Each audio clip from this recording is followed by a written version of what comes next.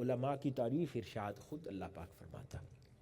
اب دو طریقے سے یہ بات کہی جا سکتی ہے۔ اہل علم وہ ہے جو اس کا سب سے زیادہ تقوی اختیار کرتے ہیں، یا یوں کہہ لیں، فرماتا ہے کہ متقین ہی اہل علم ہوتے ہیں، متقین ہی علماء ہیں۔ اب اس کا پیغام جس کی طرف دعوت دی جا رہی ہے وہ یہ ہے، علماء کون ہیں؟ اگر غیر متقی ہے، تقوی والا نہیں ہے، خشیت الہی والا نہیں ہے، خوف الہی والا نہیں ہے،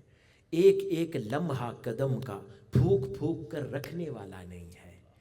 دعوے کرنے والا نہ ہو، عاجزی والا ہو، انکساری والا ہو، اگر وہ تقوی والا نہیں ہے تو وہ سب کچھ ہو سکتا ہے، وہ اہل علم نہیں ہے اللہ کی نگاہ میں، علماء میں سے نہیں ہے۔ اور جب وہ عاجزی انکساری والا ہو، خشیت الہی میں رونے والا ہو، گریوزاری کرنے والا ہو، اپنے انجام اور آخرت پر ہمیشہ متفکر رہنے والا ہو، تو پھر وہ علماء میں سے ہے۔ تھوڑا پڑھا ہو یا زیادہ پڑھا ہو، جو تقوی والا ہے، جس کے دل میں اللہ رب العزت نے خشیت الہی پیدا کر دی، اللہ رب العزت اس کو اہل علم میں سے کر دیتا ہے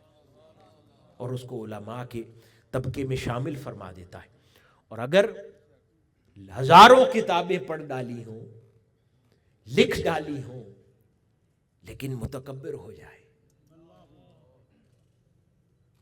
اپنے کلام پر جبر کرنے والا ہو جائے، کسی دوسرے کی عزت نہ کرتا ہو،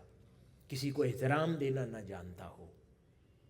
تو اس کا مطلب ہے وہ سب کچھ پڑھ کے بھی علماء میں سے نہیں ہے۔ تو اس لیے اہم پہلو جو قرآن مجید سے ہی ہم سمجھے ہیں وہ یہ ہے کہ اہل علم اہل خشیت ہوتے ہیں، اہل تقوی ہوتے ہیں۔ جو اہل تقوی ہیں انہی کو یہ اللہ رب العزت علم کی دولت سے نوازتا ہے۔ تو آج جب یہاں سے فارغ و تحصیل ہو کر جا رہے ہیں تو ایک چیز ذہن نشین کر لیں کہ علم کے یہ فن پر مہارت آج حاصل کر لی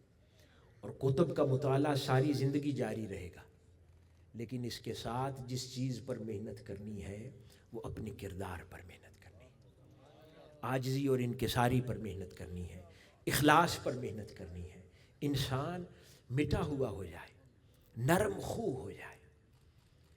محبت والا ہو جائے، اس کے کلام میں، اس کی باڈی لینگویج میں عاجزی جھلکے،